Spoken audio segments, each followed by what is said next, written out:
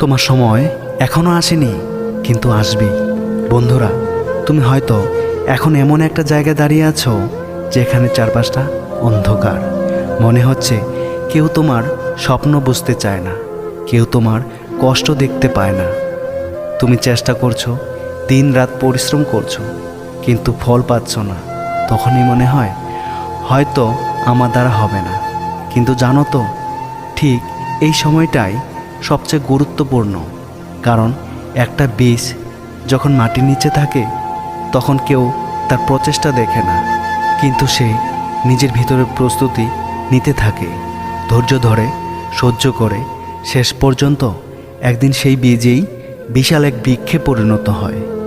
তোমারও সময় আসবে। তোমার ঘুমহীন রাত, তোমার অশ্রু, তোমার সংগ্রাম সবাই একদিন গর্বে পরিণত হবে। শুধু হাল ছেড়ো না। তোমার স্বপ্ন যদি সত্যি হয় তবে তার জন্য লড়াই করাটাই সত্যি হতে হবে।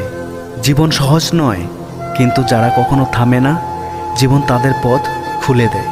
তুমি হয়তো এখনও সেখানে পৌঁছাওনি যেখানে তুমি যেতে চাও, কিন্তু প্রতিটা ছোট পদক্ষেপ, প্রতিটা ছোট চেষ্টাই তোমাকে কাছাকাছি নিয়ে যাচ্ছে।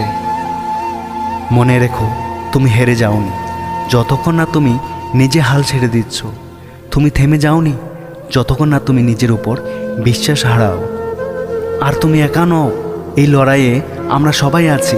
তোমার ভিতরে আলো জ্বালিয়ে রাখো, কারণ একদিন সেই আলোই তুমি পথ দেখাবে হাজারো মানুষকে। তোমার সময় এখনও আসেনি, কিন্তু আসবেই। আর সেই দিনটাতেই তুমি বুঝবে সব কিছুই সার্থক ছিল।